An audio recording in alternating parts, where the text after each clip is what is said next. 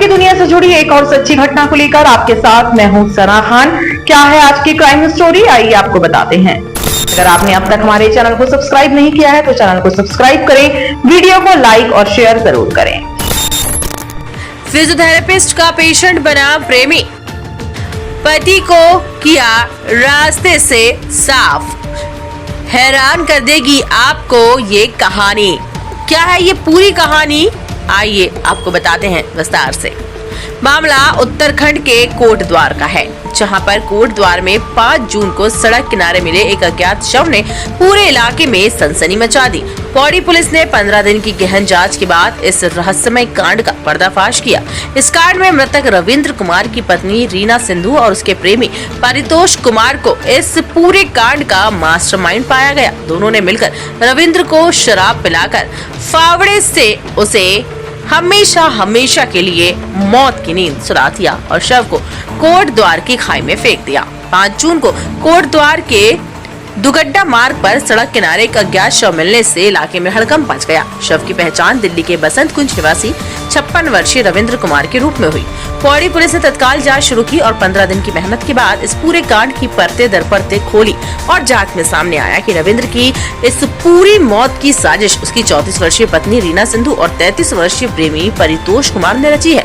दोनों को पुलिस ने गिरफ्तार कर लिया। रीना वर्तमान में मुरादाबाद के रामगंगा बिहार सिविल लाइन क्षेत्र में रहती थी, जबकि परितोष बिजनौर के नगीना थाना क्षेत्र के सराय पुरैनी गाँव का निवासी है। पुलिस पूछताछ में रीना ने इस पूरे कांड की चौंकाने वाली कहानी बताई। उसने बताया कि रविंद्र और उसका मुरादाबाद में एक 3 मंजिला मकान था, जिसकी कीमत करीब 3 करोड़ रुपए थी। रविंद्र इस मकान को बेचकर अपना कर्ज चुकाना चाहता था, जिसमें एक कोर्ट केस में लगे लाखों रुपए का जुर्माना भी शामिल था। लेकिन रीना इस बिक्री के खिलाफ थी, जिसके चलते दोनों के बीच अक्सर तकरार होती थी। इसी बीच रीना की मुलाकात फिजियोथेरेपी सेंटर में पेशेंट बनकर आए परितोष कुमार से हुई और दोनों के बीच प्रेम संबंध बन गए। 31 मई को रीना ने रविंद्र को बिजनौर के नगीना में परितोष के घर बुलाया। वहां दोनों ने रविंद्र को शराब पिलाई और फिर परितोष ने फावड़े से उसके गले और छाती पर कई वार कर दिए, जिससे उसकी जीवन लीला ही समाप्त हो गई।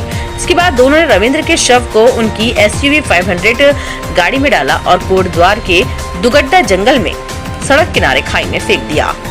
छुपाने के लिए वह गाड़ी को नोएडा में छोड़कर फरार हो गए। इस मामले का खुलासा रविंद्र के भाई राजेश कुमार की शिकायत से हुआ।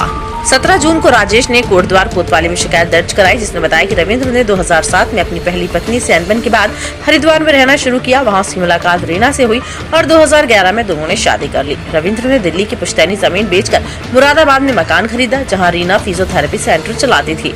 राकेश को शक था कि रीना की कहानियां जैसे रविंद्र का 9 मई से चेक बाउंस केस में फरार होना झूठी थी। पोस्टमार्टम रिपोर्ट में इस पूरे कांड की क्रूरता उजागर हो गई, जिसमें रविंद्र की 2 पसलियां टूटी हुई पाई गई। CCTV फुटेज, फॉरेंसिक जांच और मोबाइल डेटा के आधार पर पुलिस ने नोएडा में छोड़ी हुई SUV को ट्रेस किया। रीना ने पूछताछ में कबूल किया कि वह मकान बेचने के रविंद्र के फैसले के खिलाफ थी और परितोष के साथ मिलकर उसने ये साजिश रची। दोनों के अवैध संबंध और लालच इस पूरे कांड का जड़ बने। पुलिस ने इस मामले को सुलझाने में तकनीकी और फॉरेंसिक सबूतों का सहारा लिया है, जिससे इस सनसनीखेज पूरे कांड का खुलासा हो गया है। को दुगड्डा क्षेत्र के अंतर्गत एक व्यक्ति का शव बरामद किया गया था।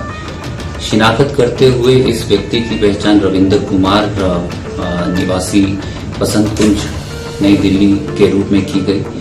शव बरामद करने के उपरांत इनके परिजनों को इसकी सूचना दी गई और पोस्टमार्टम और पंचनामा की कार्रवाई हमारी पुलिस की टीम के द्वारा की गई।